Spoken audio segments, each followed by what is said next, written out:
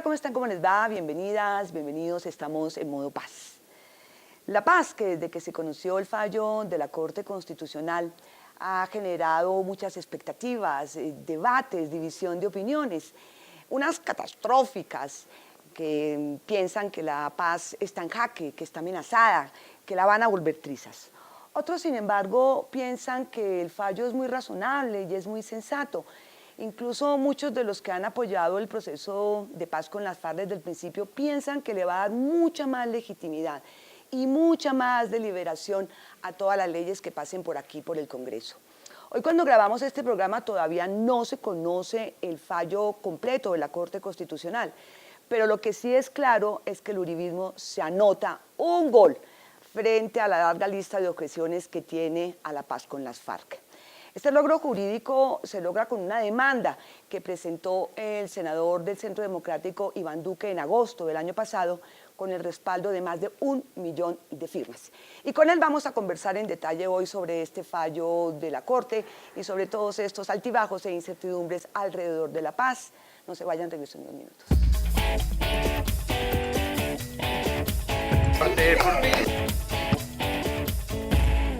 Como ya les anuncié, hoy en Modo Paz nos acompaña el senador del Centro Democrático, Iván Duque, autor de la demanda contra el acto legislativo que ha causado tanto revuelo por estos días. Senador, gracias por aceptar la invitación. Gloria, un placer estar en tu programa.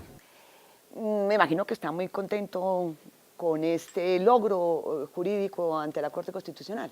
Hay una satisfacción, por supuesto. La demanda era mucho más ambiciosa que el fallo de la Corte, porque la demanda lo que mostraba era que integralmente el acto legislativo sustituía la Constitución.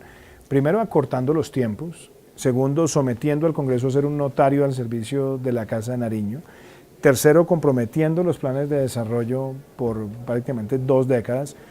Cuarto, tratando de llevar todo lo que es la aprobación del acto legislativo a activar una reforma mucho más ambiciosa. Y la última, la incorporación a la Constitución. El artículo transitorio. Claro. Todo eso, a mi modo de ver, una gran adefesio. Y ciertamente la Corte nos escuchó, fuimos a una audiencia pública, presentamos nuestros argumentos y nos terminó validando algo que dijimos tantas veces: se está sustituyendo la Constitución, se está afectando la separación de poderes y se le está dando al presidente un poder extralimitado para conducir la labor del Congreso, y eso es inadmisible en una democracia. Es decir, es una victoria agridulce, pero inesperada y sorpresiva. Yo creo que nadie se estaba esperando que se fuera a presentar este fallo. Bueno, yo creo que uno siempre debe tener convicción cuando está defendiendo sus ideas. Yo creo que cuando fuimos a presentar en la audiencia pública ante la Corte nuestros argumentos, yo creo que nuestros argumentos fueron claramente esbozados, y por lo menos tengo una gran tranquilidad, y es ver que la Corte, en una mayoría, 5 magistrados, reconocieron que se estaba afectando la separación de poderes, que es un pilar de nuestra Constitución y que es un pilar de nuestra sociedad. Pero hoy, cuando estamos grabando el programa, todavía no se conoce el fallo definitivo de la Corte, y ya hace un rato conversaba con otro senador y escuchaba a otros analistas, que no es muy claro eso de la sustitución de la Constitución, porque se ha aplicado lo mismo para el presupuesto, para los tratados internacionales. Parece que ahí no es como muy... hay como un consenso. A ver, hay una cosa que es los avales del gobierno. Hay avales del gobierno en materia presupuestal, así como el gobierno no tiene iniciativa de gasto. Es decir, el gobierno puede presentar la propuesta presupuestal, el Congreso puede modificarla. Y obviamente, cuando se trata de expandir gastos, el gobierno que maneja la política fiscal tiene la condición de decirle al Congreso si sí o si no. En los tratados internacionales se trata de una negociación de Estado a Estado, y las FARC no son un Estado. Y lo otro que hay que reconocer es, claro que puede haber una negociación para desarmar, desmovilizar y reinsertar un grupo armado ilegal, pero un presidente no se puede sentar con un grupo armado ilegal a negociar lo que le venga en gana, ni a poner el orden institucional en jaque, ni a jugar con la estructura de la Constitución. Las fronteras que tiene un presidente para negociar es la propia Constitución, y aquí se excedió eso, porque se permitió negociar ejes axiales de la Constitución con el grupo terrorista, y eso es lo que la Corte está diciendo: no señor, usted puede negociar, pero el Congreso es autónomo, es soberano y es libre para introducir las modificaciones que considere necesarias en los documentos, en las propuestas de implementación. Y eso yo creo que es un triunfo de la democracia. Así haya en este momento una gran campaña mediática de sectores del gobierno tratando de hacerle, como dicen los muchachos, bullying a la Corte para tratar de corregir el fallo. Y en esto quiero decir una cosa, Gloria, que la Corte ya mató al tigre, ahora no se vaya a asustar con el cuero. Ajá. Bueno, también hay discusión sobre hasta dónde puede, ahora que el Congreso recobra el poder de introducir reformas, hasta dónde esas reformas pueden ir, porque dicen que si el espíritu, que si la esencia, que si el corazón del acuerdo se toca en alguna de las reformas, pues el gobierno la puede objetar. El presidente puede objetar cualquier ley. De hecho, el presidente ha objetado, aunque la Constitución no lo permita, actos legislativos, como lo hizo con la reforma a la justicia. Eso es un mandato que el presidente tiene. Pero si lo objeta, tiene que someterse nuevamente al trámite legislativo. Entonces, yo creo que ahí está clara la separación de poderes. Sí. El Congreso no puede pasar por encima del presidente y el presidente no puede pasar por encima del Congreso. El presidente puede objetar por dos razones, por inconveniencia o por inconstitucionalidad. Y el Congreso después delibera. Y si es una objeción de inconveniencia y el Congreso decide reafirmarse en lo que aprobó, el presidente le toca firmarlo. Y si no, si lo declara inconstitucional, tiene que ir a revisión de la Corte.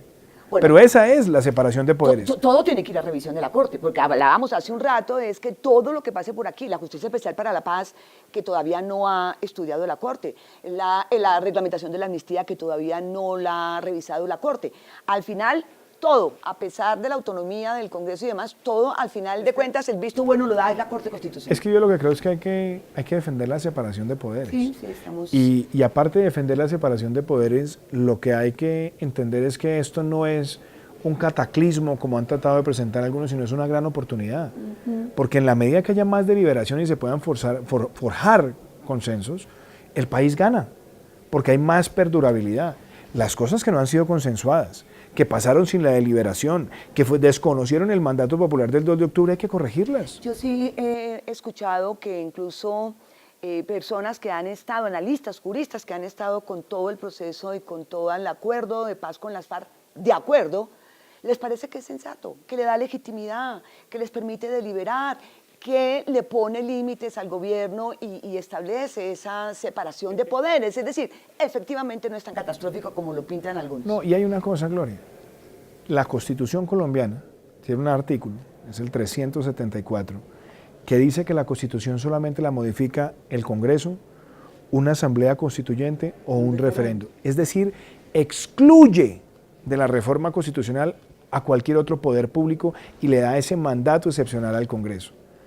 Lo que pretendían hacer es que el presidente de la República presentaba una propuesta de reforma constitucional y después el presidente de la República condicionaba qué modificaciones hace el Congreso. Esa es una usurpación de una función constitucional. Ahí se afectaba la separación de poderes y eso es lo que ha dicho la Corte. Entonces, yo reconozco que la Corte aquí lo que ha dicho es, mire, querían convertir al Congreso en un notario y a mí me hubiera gustado también que tuviera firmeza para proteger la acción de inconstitucionalidad, cosa que no hizo, porque están hablando de control único. Es decir, un proyecto pasa por la Corte y ya nadie más lo puede demandar. Eso, a mi modo de ver, también limita un derecho excepcional que tenemos los ciudadanos de interponer acciones de inconstitucionalidad en defensa de nuestra Carta Política. Bueno, durante todo este primer semestre que ya se va acabando, ustedes han participado en los debates, he escuchado los debates, los discursos del Centro Democrático, pero siempre que se van a votar, todos salen detrás del presidente Uribe y no participan en las votaciones. A partir de este fallo de la Corte que les devuelve ese poder y demás, ¿ahora sí van a votar los proyectos? Gloria. Devolvamos la cinta un poquito. ¿Por qué no hemos votado? Porque no están de acuerdo. Uno en política tiene que ser consistente y congruente. Y nosotros demandamos el acto legislativo antes del plebiscito. Lo demandamos porque consideramos que sustituye la Constitución. Pero otra cosa peor, el mandato popular del 2 de octubre debía impedir que se aplicara ese acto legislativo. Y se desconoció. Y la propia Corte cometió un error que fue permitir que se refrendara en el Parlamento por las mayorías derrotadas en las urnas ese acuerdo. Entonces la congruencia nuestra es no votar un procedimiento donde el Congreso quedaba sometido a ser un notario y donde los tiempos constitucionales se reducían. Hoy, ¿qué creo yo? Con este fallo deberíamos tener la mayor capacidad de deliberación, pero ya empieza uno a ver cosas peligrosas. Una comisión de paz del Congreso sale ayer a anunciar que a pesar de lo que dijo la Corte, ellos van a seguir votando en bloque y van a seguir pidiendo los avales del gobierno. Entonces, nos hicieron conejo con el 2 de octubre y ahora las mismas mayorías también quieren hacerle conejo a la Corte Constitucional. Con ese tipo de actitudes lo único que hacen es sembrar mucho mayor indignación en el pueblo colombiano y legitimar el hecho de llegar al poder y modificar aquellas cosas que han ido en contravía del orden institucional. Pero la Corte no tocó nada de los tiempos reducidos para aprobar los actos legislativos. No tocó el fast track, eso que usted llamaba modificar la Constitución en un horno microondas. Sí, lo que pasa es que yo se lo dibujo de la siguiente manera. El fast track es una avioneta y tiene dos alitas. Tiene un ala, que es reducir los tiempos, y tiene otra ala, que era someter al Congreso a ser un notario del presidente, a votar en bloque con el aval, la integridad de un proyecto. Esa ala se cayó y la avioneta quedó con una sola ala. La pregunta es, ¿puede la avioneta manejarse con una sola ala? ¿Por cuánto tiempo y con qué gasolina? ¿Y cómo van a manejar el peso? O de lo contrario, pues se van a afectar. Entonces, allí está el enfoque.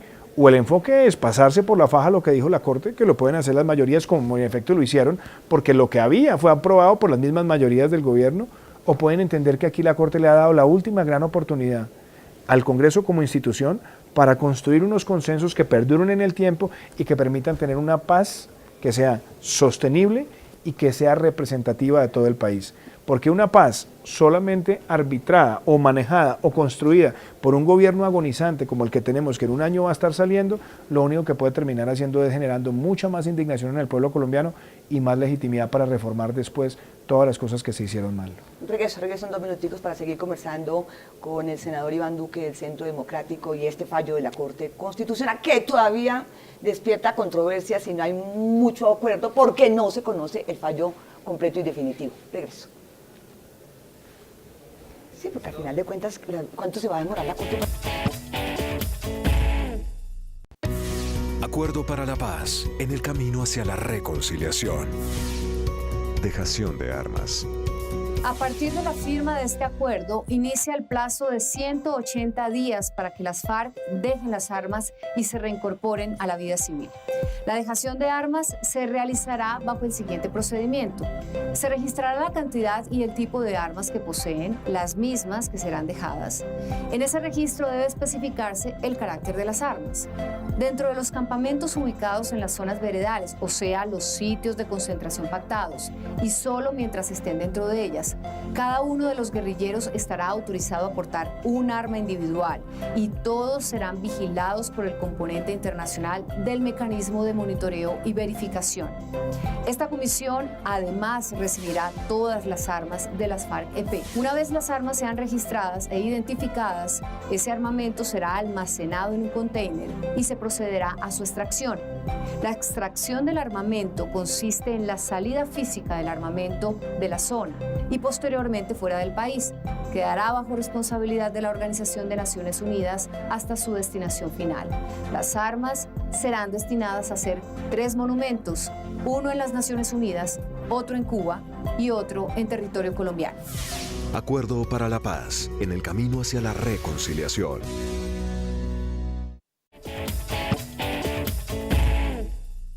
Seguimos aquí conversando en modo paz con el senador Iván Duque.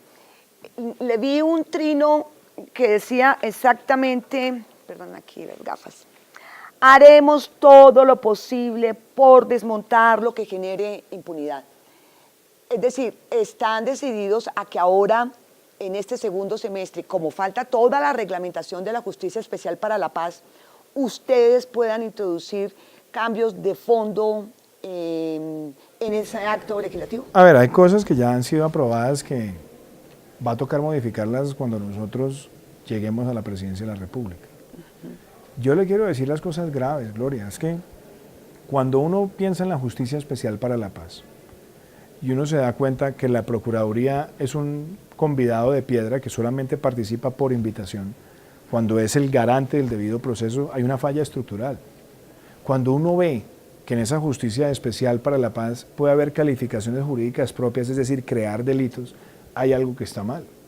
Cuando uno ve que en los conflictos de competencias entre la JEP y otra jurisdicción, hay 3 de la JEP, 3 de la otra jurisdicción, y si hay empate, dirime el presidente de la JEP, algo está mal. Cuando uno ve la homologación... Es una justicia especial transitoria para un momento especial y excepcional. Pero tiene como premisa la impunidad. Porque los máximos responsables de crímenes de lesa humanidad, si entre comillas dicen toda la verdad, no van a pagar cárcel. Y eso va en contravía también de lo que Colombia firmó cuando entró al Estatuto de Roma. Que haya proporcionalidad. Yo entiendo que en aras de construir un proceso de desmovilización, desarme y reinserción, puede haber reducción sustancial de la pena carcelaria como parte de la pena alternativa, pero no la ausencia. ¿Qué tal lo del narcotráfico? El narcotráfico convertido en un delito amnistiable, la sustitución y la erradicación voluntarias, y fuera de eso no hay medidas coercitivas efectivas para que entreguen la fortuna a las FARC para la reparación de las víctimas. Esas son cosas que necesitan corregirse no por al momento, no por uribistas, no por santistas, por el bien del país. Porque lo que nosotros no podemos crear son precedentes que terminen alimentando la delincuencia.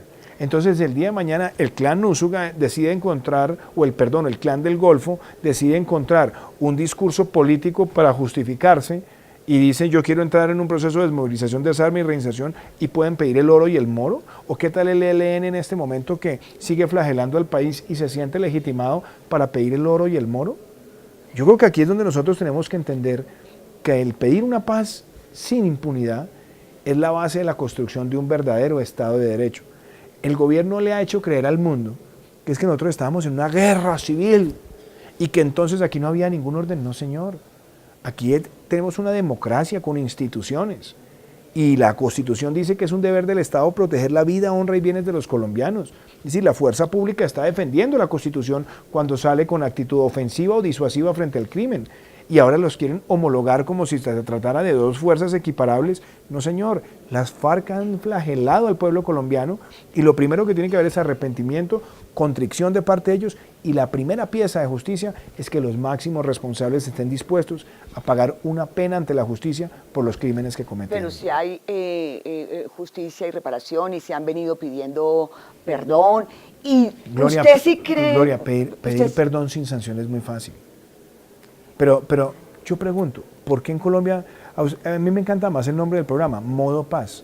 Porque es que yo siempre estoy en modo paz, yo creo en el modo paz y el país debe estar en modo paz, pero el modo paz empieza por no relativizar la justicia. Entonces, si alguien asesina a nombre de un grupo paramilitar y otro asesina a nombre de un grupo guerrillero, ¿lo que lo atenúa es la ideología del victimario? No, son el mismo delito y deben tener sanciones ejemplares. Claro, que son muy grandes y están armados y que hay que desarmarlos, maravilloso.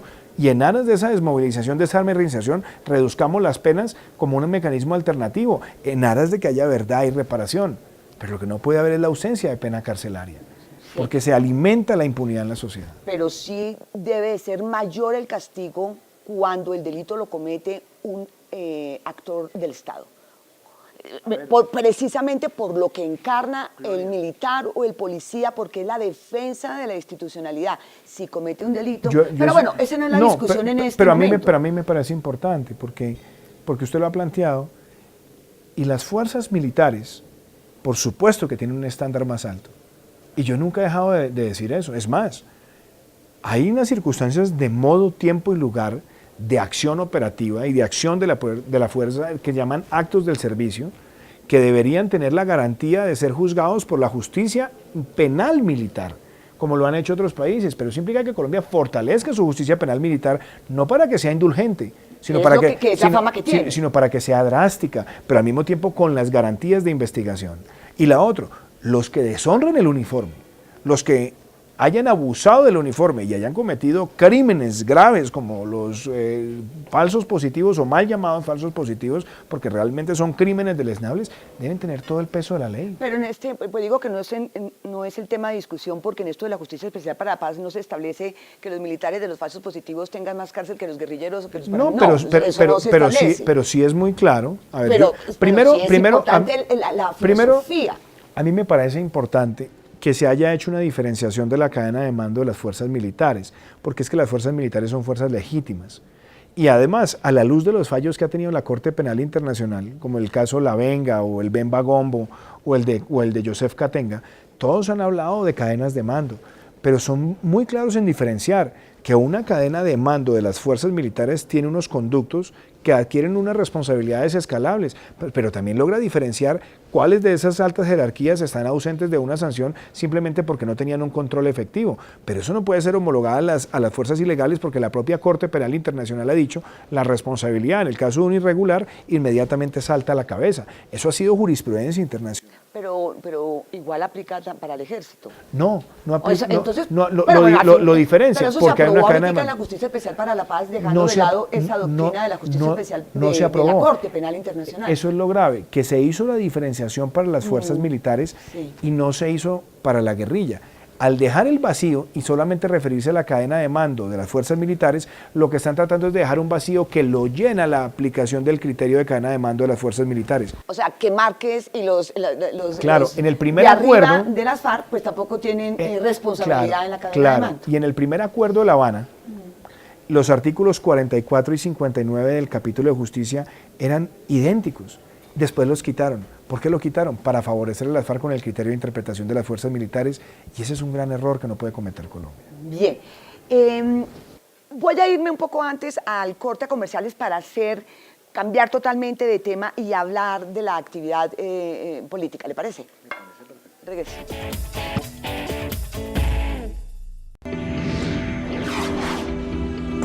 Actualidad legislativa, Senado de la República. Equilibrio de poderes, fortalecimiento de la oposición. La reforma al equilibrio de poderes tiene como objetivo fortalecer el régimen y garantías de la oposición en Colombia, donde se establece un sistema para que los perdedores en las elecciones tengan una verdadera representación política en todas las regiones del país.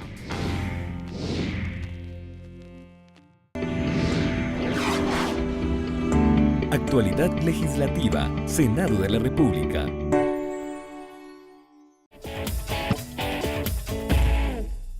Hoy en Modo Paz estamos conversando con el senador Iván Duque del Centro Democrático, que con este triunfo jurídico y con esta carrera de precandidaturas que hay en el uribismo, usted se ha anotado un gol. Ha aumentado unos cuantos puestos acercándose a que sea usted el escogido. Gloria, importante una cosa, yo presenté la demanda mucho antes de siquiera anunciar mi precandidatura. En agosto. Entonces, y la precandidatura se anunció hacia finales o a comienzos del mes de septiembre del año pasado. Yo me siento contento, es que es un triunfo del Estado de Derecho. Yo siento que es un triunfo de la democracia. Ahora hay que ver que el triunfo se consume en la práctica, que puede haber un gran triunfo jurídico, pero hay que ver en la práctica si el Congreso va a apoderarse de ese mandato que le dio la Corte. Y lo otro es, yo estoy haciendo una campaña con mucha emoción y con mucha pedagogía desde hace un rato. Venimos haciendo talleres que se llaman Construyendo País, y hemos presentado ahora un libro que se llama Indignación, que reúne las propuestas que hemos ido construyendo colaborativamente con la ciudadanía, y hoy lo que más deseo es hacer esa campaña con pedagogía. A mí me gusta siempre contrarrestar al demagogo con el pedagogo en la política.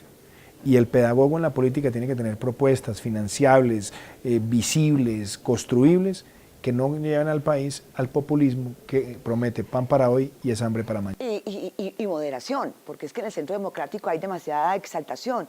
No lo he oído decir hacer trizas, ni este maldito acuerdo, ni estos apelativos que le quitan peso al discurso de oposición. Yo creo que uno debe tener siempre firmeza en las convicciones y ser muy cuidadoso con el lenguaje, ser impecable con las palabras, porque uno es amo de lo que guarda y esclavo de lo que dice.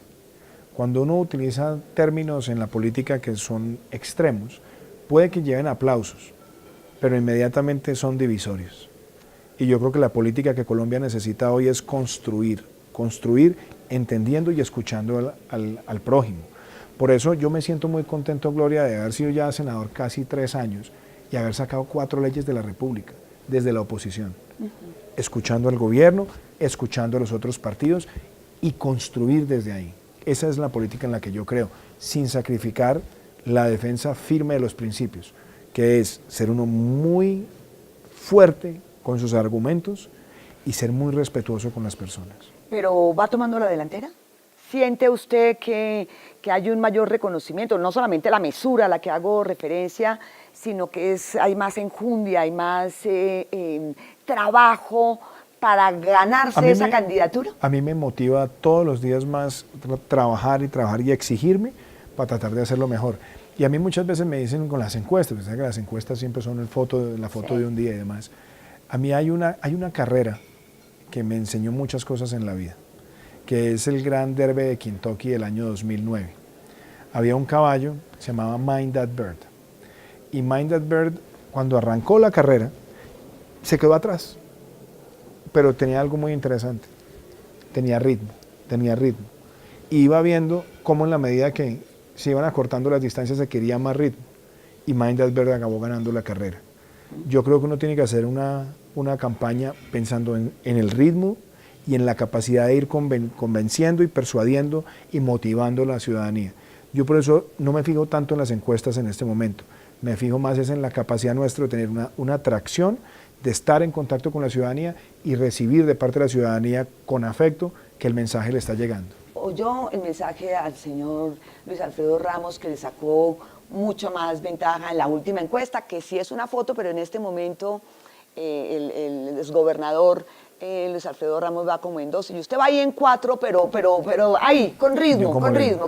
Ritmo, tracción. Otra cosa que mostraba la encuesta que me parece importante, que la comentaba hace un rato con otro senador, es que tanto el Centro Democrático como los otros partidos que han venido trabajando por el acuerdo de paz quieren poner como punto central de la encuesta el acuerdo con las FARC. Y la gente no está preocupada por el acuerdo y la implementación del acuerdo con las FARC, sino el desempleo, la salud, la educación, el costo de vida, la pobreza, la delincuencia. Está como en 8º lugar.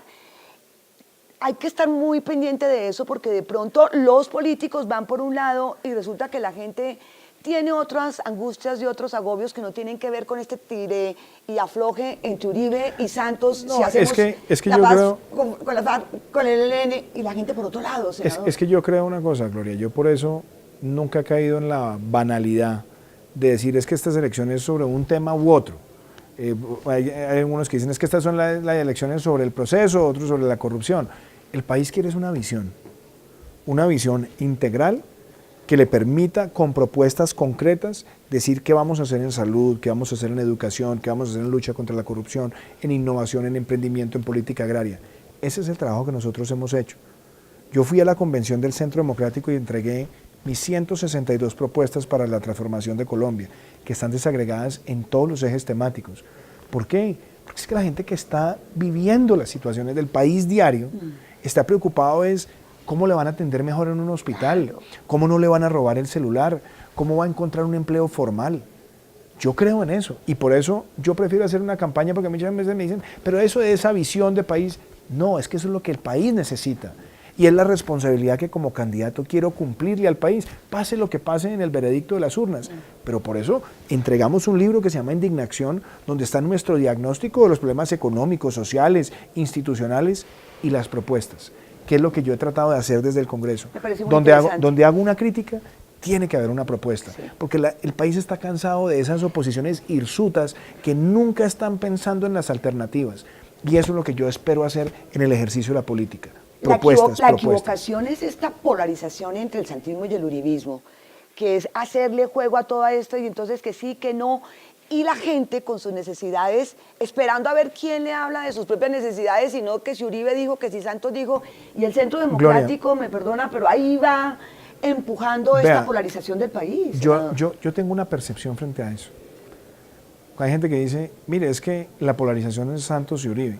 Yo creo que hay que tener mucho cuidado en no caer tampoco en esa simplificación de lo que ocurre en la sociedad colombiana. Como son los más conspicuos, pues lo que más se ve. ¿Qué veo yo? La paz en Colombia nunca fue un tema de división electoral. Nunca.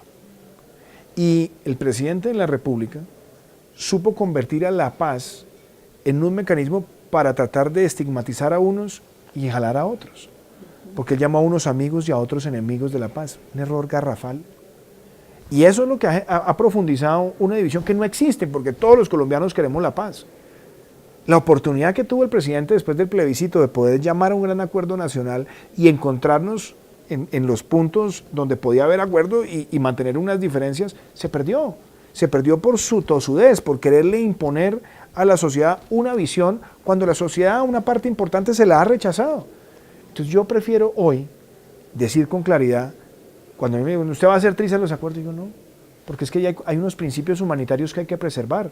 Todo lo que sea para desmovilizar, desarmar y reinsertar a la base guerrillera sin reincidencia, garantizar la protección, inclusive la participación política.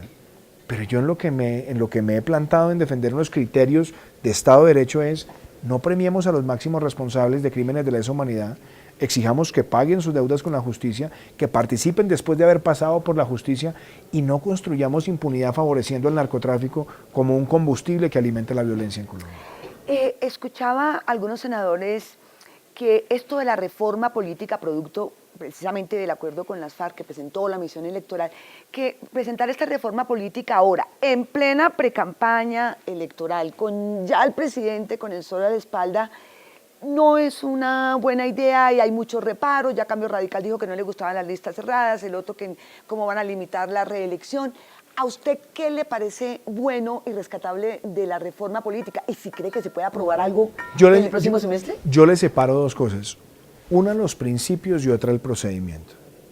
Discutir una reforma política en ese mecanismo de horno microondas, sin capacidad deliberativa y sin que el Congreso pueda hacer la reforma que el Congreso quiera hacer, no la que quiera el presidente que el Congreso haga, eso me parece que diferencia una cosa de la otra. Ahora, entrando a la sustancia, yo defiendo las listas cerradas. Yo creo que es un mecanismo para acabar las microempresas electorales en el país. Yo creo que ayuda a dignificar y a fortalecer los partidos políticos. La pregunta es, ¿quién hace las listas?